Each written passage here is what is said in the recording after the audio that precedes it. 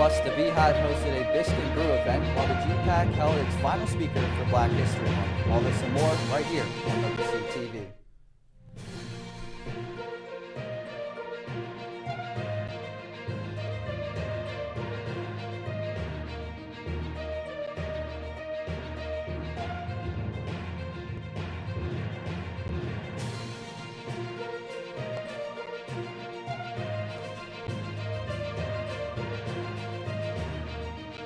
And now, your 5 o'clock news on Channel 14.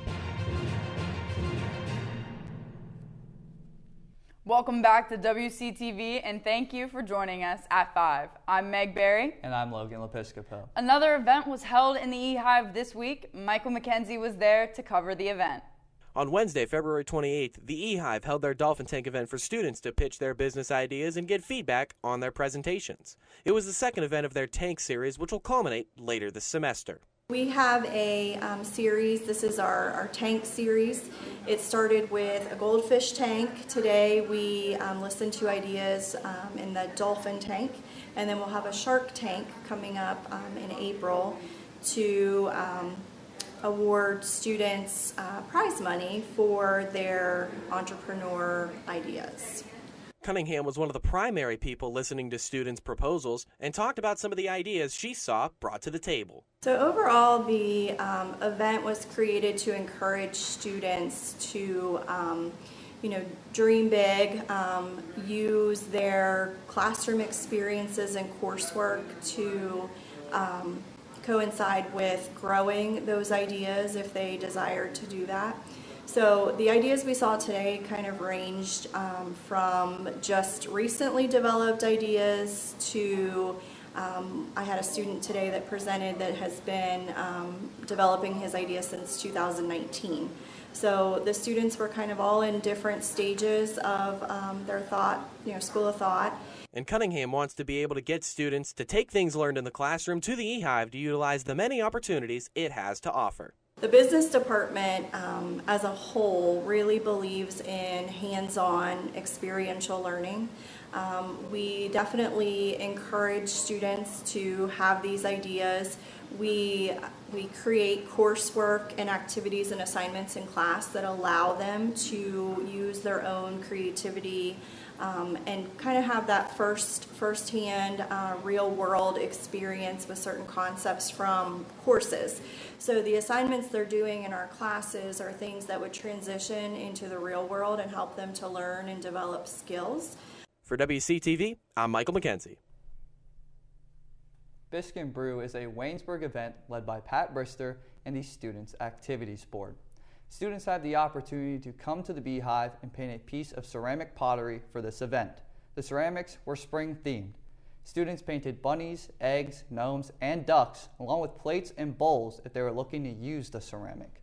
Along with painting a ceramic, each student received a coupon for $2 off any Starbucks drink to sip on while they painted. With the event being held frequently, students were asked this. And would you guys come back to this for Brew in the future? Yes. It's very relaxing. We get a discount for the coffee.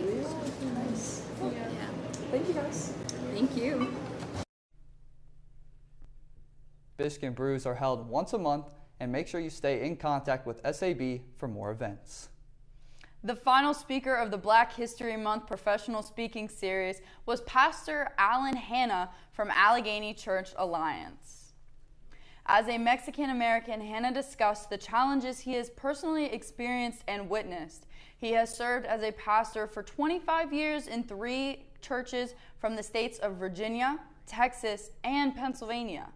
Though it was a small crowd for Pastor Alan Hanna, he received multiple questions. On behalf of WCTV, we would like to thank all of those that came to Waynesburg to speak during Black History Month.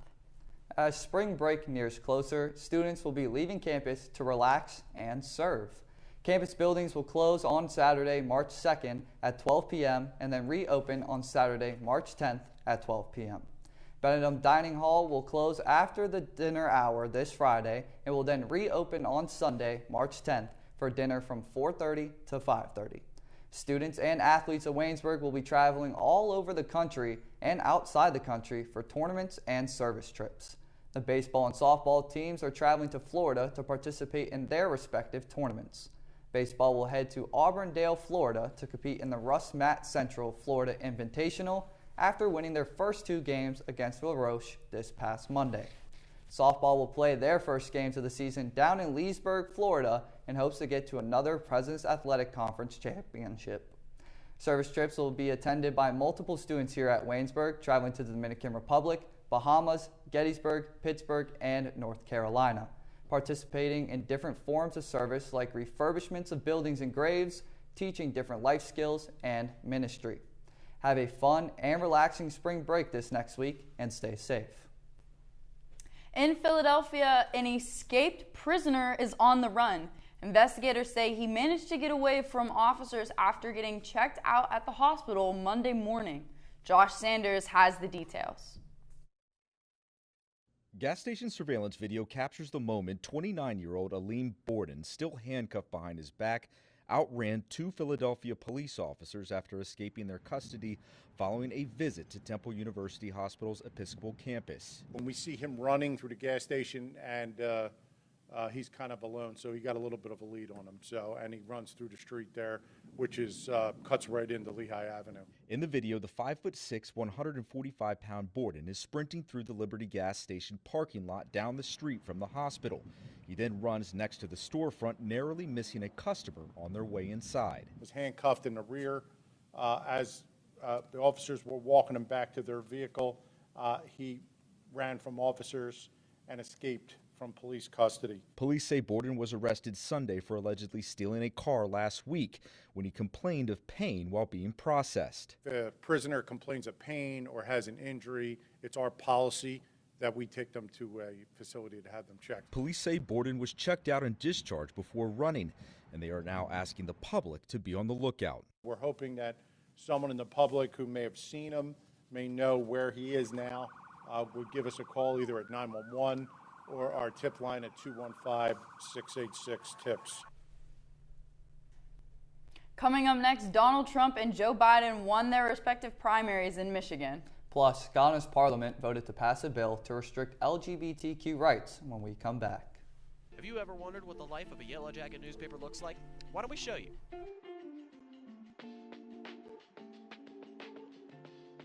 Straight from the printing press to our editor's desk into the newsstands, you can pick up your own copy of the Yellow Jacket newspaper in Buell Hall, the Stover Campus Center, or any of our other newsstand locations on campus.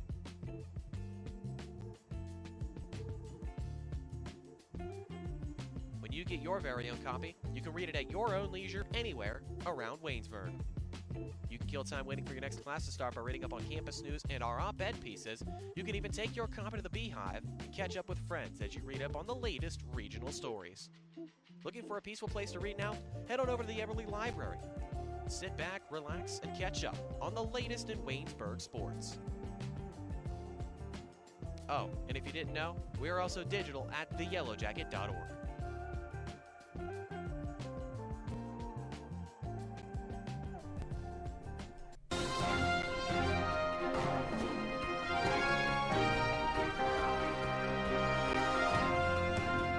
Welcome back into the newscast live at 5. Congressional leaders struck a deal Wednesday on various appropriations bills as well as a stopgap funding bill that will prevent a partial government shutdown. There was a Friday night deadline. According to Republican leader Aide, the agreement would continue to extend funding to 6 agencies through March 8th. That includes Department of Agriculture, Commerce, Justice and Science, Energy, Veterans Affairs, and Transportation. The deal would also extend a funding deadline for the other 6 agencies, including Defense and Homeland Security, through March 22nd. That GOP aide says that the House plans to vote Thursday on the 1-week stopgap measure to avert a partial government shutdown. Washington is in shutdown countdown mode again. Congress faces the first of 2 government funding deadlines in just 2 days on Friday, March 1st. The 2 deadlines can make things confusing for households about what government programs might be impacted. Karen Kafa is in Washington to sort it out. Congressional leaders racing the clock again. I think it's pretty safe to say we all agree we need to avoid a government shutdown. We made it so clear that we can't have the shutdown because it hurts so many people in so many different ways, even for a short period of time. And households wondering how to prepare. In January, lawmakers passed another short-term government funding deal with two new deadlines on March 1st and March 8th. Without a deal, departments impacted by this week's deadline include transportation, housing and urban development, veterans affairs, agriculture, and energy. Operations critical to public safety would continue during a shutdown, so employees like USDA food inspectors and TSA workers and air traffic controllers would stay on the job, but without pay. The Department of Agriculture says recipients of SNAP food stamp benefits and pregnant women and new moms enrolled in the WIC program would receive March payments. VA policy says veteran health care would not be affected and benefits like housing and pensions would continue.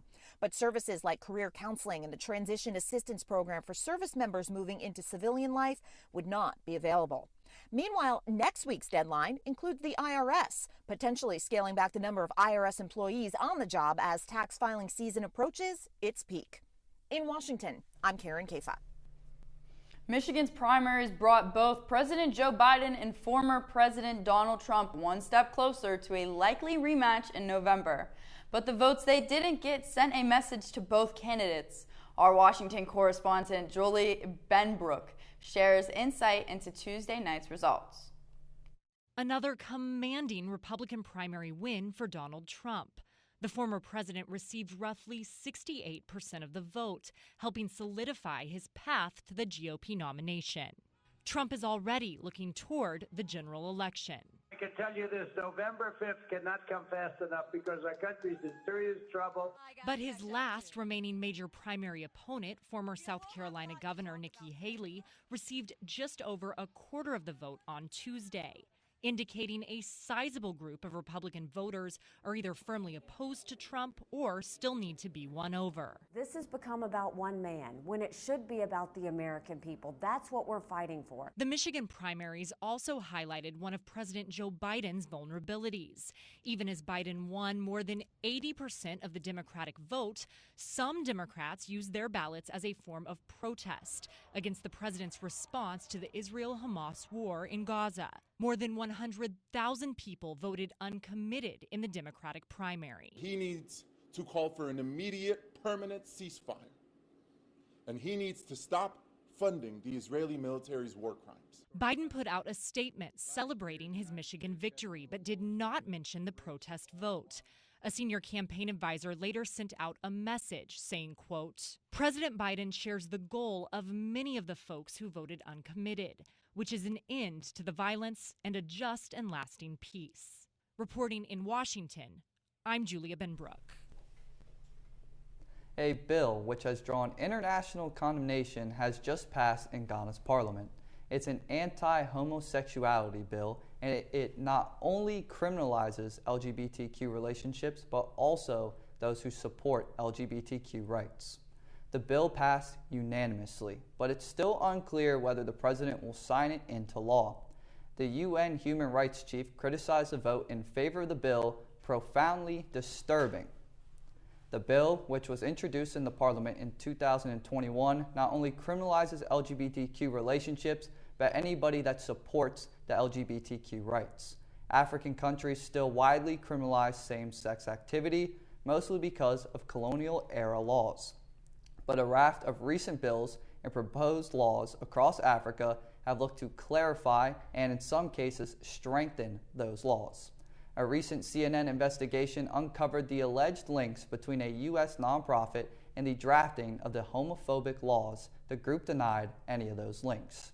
In Ghana, the country's president will need to sign a bill to become a law. In Louisiana, Piglet has found a new home after getting rescued during Mardi Gras festivities. The Humane Society of Louisiana says Piglet was adopted by State Representative Laura Ventrella. She since renamed her new pet Earl Piglet Long in honor of the governor. Ventrella has a private farm in Baton Rouge Parish with various animals, including sheep, goat, horses, and an 100-year-old tortoise. There is also another pig on the farm named Winston. According to the Humane Society, 3 men were seen throwing the piglet around like a football during the carnival season. When a bystander realized a pig was being tossed around, he took the animal from the men and handed it over to the Humane Society the following day. During Wednesday's adoption ceremony at Louisiana State Capitol, Lieutenant Governor Billy Nungesser, pardoned the piglet. That's all for national news. When we come back, Mia Hankins will have your business and entertainment update. But first, let's take a look outside with Danny Flynn. Here at Waynesburg University, it's a little chilly out, but other than that, a pretty sunny day out and not a single cloud in the sky. But stay tuned for a full 7-day forecast here at Live at 5. Jacket Sports Weekly, where you can find everything Waynesburg University sports. Tune in every week to our panel as they take a deep dive into Waynesburg sports. We cover everything from football. Turning around is Isaac Trout. Did he get the feet down? We will wait for the mark. And they call it a touchdown. To basketball. Ball. Got it! We're all tied up! To softball. Max this one. Left field. Kiss it goodbye! Stay up to date with all your favorite Waynesburg University sports with us at Jacket Sports Weekly.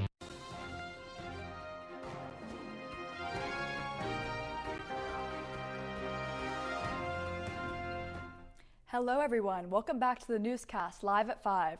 I'm Mia Hankins and here is your business and entertainment update. People aged 65 and older should get an additional dose of the current COVID-19 vaccine. That decision came Wednesday from independent advisors to the Center for Disease Control and Prevention. The CDC director must sign off on the advisory committee's recommendation to make it final. While the current vaccine is considered highly effective, protection does wane over time. And that protection fades quicker in older people. The CDC says most COVID-19 deaths occur in people older than 65. Under the new recommendation, people of that age and older could receive an additional dose of any updated COVID-19 vaccine at least 4 months after the previous dose of the newest vaccine. An increasing number of middle-aged women are using cannabis to treat menopause symptoms. It's used for symptoms including mood swings and sleeping problems. Now, a Minneapolis entrepreneur is jumping on the increased popularity of cannabis to create a product specifically with women in mind. Kirsten Mitchell reports. Drink away. Menopause. Hot flashes, cold flashes are actually a thing. It's something most women experience but often battle alone. We just need more options. That's why Crystal Brown turned to cannabis and discovered Jane. As we get older, we have all of these issues that are harder to deal with. Michelle Courtwright's products contain low doses of THC and CBD, each formulated with different cannabinoids to tackle each need. They're droplets and they go under your tongue, and you hold them there for about 30 seconds under your tongue, and you feel the effects in about 20 minutes. The purse-sized products cover a range from pain, sleep, and menopause to cancer, something near to Michelle's heart. In 2017, I was diagnosed with breast cancer and went through that. The medication to help with the nausea from the chemo was actually making me more sick. She found relief with cannabis. It really helped. I mean, it was one of the only things that worked. Now she aims to inform and empower other women. At first, I must say I was a little reluctant because I was like, oh, I don't want to be all wasted and stoned, right? But that wasn't the case. Totally. Just felt super relaxed and calm. When you're in menopause, you get a little agitated all the time. While there's still a lack of menopause research, these women say it's been life-changing. What I'm hoping with microdosing cannabis is that women learn that it's in their hands. It can be very, very low dose and very controllable, and that's what I want to get the word out about. The products from the company Jane are tested and produced locally from Minnesota hemp. In the last year, home insurance premiums have skyrocketed. In some cases, those monthly costs have risen by as much as 40%. Jen Sullivan looks at what's causing the price hike and what homeowners can do to try and save money in today's consumer watch. When disaster strikes, home insurance is there to help cover some of the costs. Your home is one of your largest assets, and in the insurance industry, it's wise and prudent to protect that asset. But the price of that protection is becoming more expensive. Home insurance broker Travis Hodges says he's seeing an average increase of 27% year over year. And in some cases, the cost of insuring your home can go even higher. We've heard as much as 40. So what's causing the price hike? Hodges says there are a few reasons. 1. Changing weather patterns and events, such as tornadoes and wildfires. 2. The cost of materials has gone up, so it costs more to fix any damage. 3. Property values have risen. Let's look at those numbers for a moment. In January, the median home sale price was $379,100, according to the National Association of Realtors. That's 5.1% higher than January of last year, and it's the 7th month in a row home prices have gone up. Everything else has gone up. Insurance has just mirrored that and been proportionate. So what can you do to save money? If you're willing to increase your deductible by as much as $500, Hodges says you can save anywhere from 15 to 20% and shop around for different policies. We actually do that proactively for our clients. Every time there's a renewal, we let them know what other options are out there. And remember, flood insurance is a separate plan. For Consumer Watch, I'm Jen Sullivan. The settings of the big movies at the weekend box office range from Jamaica to Japan. David Daniel has the early estimates for the top 5 films in theaters. Isn't it beautiful? This is awesome. Migration made $3 million for 5th place and a domestic total of $120 million. Madam Web fell from 2nd to 4th, earning another $6 million. Ordinary Angels debuted in 3rd place with $6.5 million in ticket sales. Demon Slayer Kimetsu no Yaiba to the Hashira training opened in 2nd place. The latest installment in the anime series made $11.6 million. Don't worry about a thing. Got every little thing gonna be alright. Bob Marley One Love spent a 2nd weekend atop the chart, grossing $13.5 million for a 12-day domestic total of $71 million. In Hollywood, I'm David Daniel. That's going to do it for me, Mia Hinkins. Coming up next is Seth Adams with your sports report. Welcome to the Eberly Library, where you can find out everything about anything on campus. Through the double doors, you'll enter a world of knowledge and academic resources. These include the Knox Learning Center, where the Disability Services Office and testing centers are located, and the Writing Center, where students can work directly with our tutors in order to hone their essay skills and get easy A's. And now, to the print collection, which houses over 75,000 books spanning across all 3 of our floors. And if you're looking for truly a peaceful place to read, we also have the Stover Center for Constitutional Studies, with various nooks and crannies for students to hide away in with a good book. And if you need us to print out something for your next class, head on to the 3rd floor at the Eberly Library.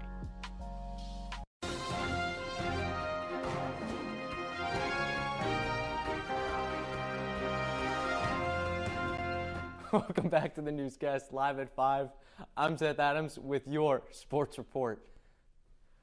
Give us a second. Technical difficulty. Waynesburg University baseball team had their own opener on Monday, and had a walk-off win to start out the first game, 6-5, and secure it in extra innings.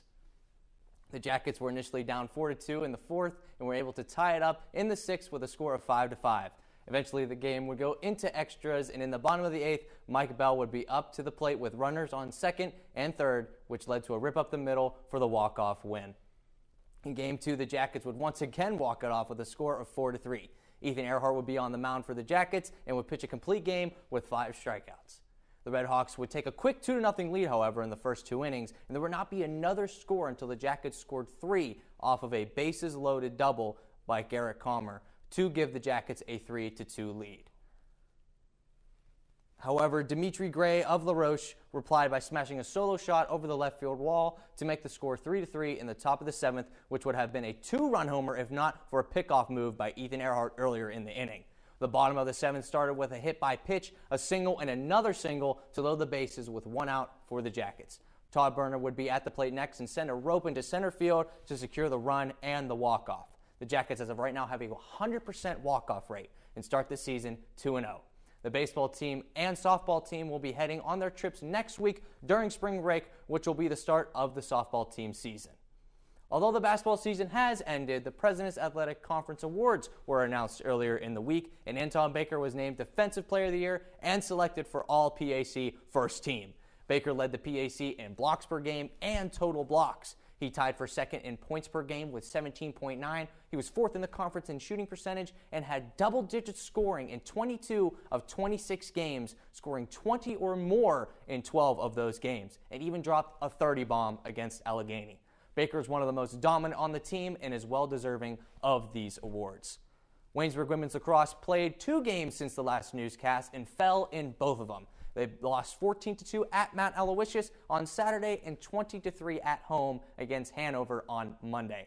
Waverly Lauren had 4 of the Jackets' 5 goals and was awarded Waynesburg's Athlete of the Week and PAC Newcomer of the Week. They play next on Thursday, March 7th against La Roche. Pitt men's basketball played on Tuesday at Clemson and lost 69-62. The team is now 18-10 overall and 9-8 in the conference, sitting at 7th. They play next at Boston College on Saturday, March 2nd. Pitt women's basketball is coming off a loss against 19th-ranked Syracuse on Sunday, 63-53. The team is now 8-21 overall and 2-14 in the conference, sitting at 14th place. They play tonight against Miami at 6 o'clock in Miami. West Virginia men's basketball played on Monday against Kansas State and lost in a shootout 94-91. The team is now 9-19 overall and 4-11 in the conference, sitting in last place. They play next on Saturday, home against Texas Tech. 24-ranked West Virginia women's basketball played Oklahoma State on Tuesday and lost 68-61. The team is now 22-6 overall and now 11-6 in conference and 4th place in the conference. They play their last regular season game against TCU on Saturday. The Pittsburgh Penguins played this Tuesday against the Vancouver Canucks and won in overtime 4-3. Ricard Raquel had 2 goals for the Pens, and Lars Eller added to that to get the Pens into overtime. Eventually, the Pens would secure a game winner from Erik Karlsson and take home the win. The Penguins are now 27-21 8 and 6 in the Metropolitan Division. They stay on the road and play the Seattle Kraken tonight at 10.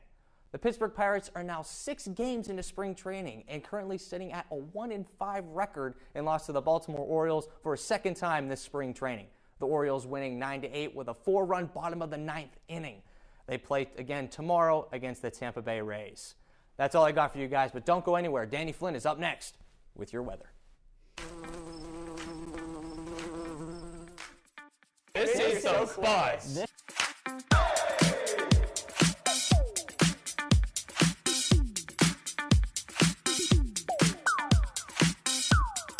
Cornucopia.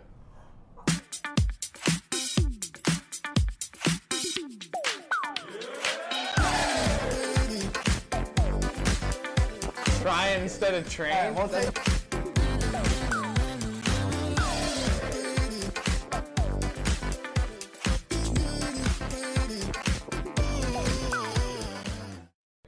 I love this show.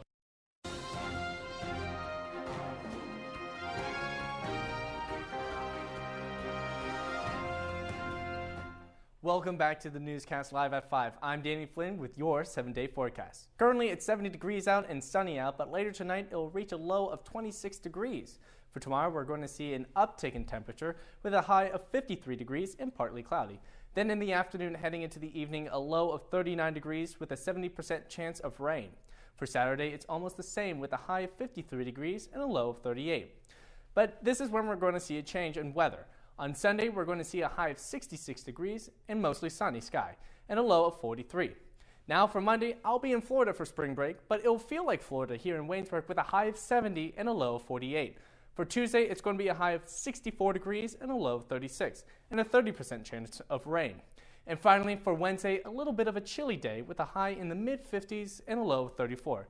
That'll do it for your weather forecast, and now I'll be sending it back to the desk.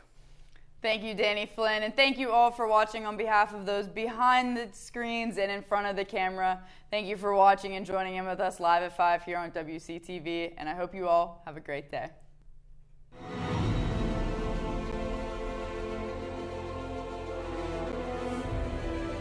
This has been a production of Waynesburg Community Television.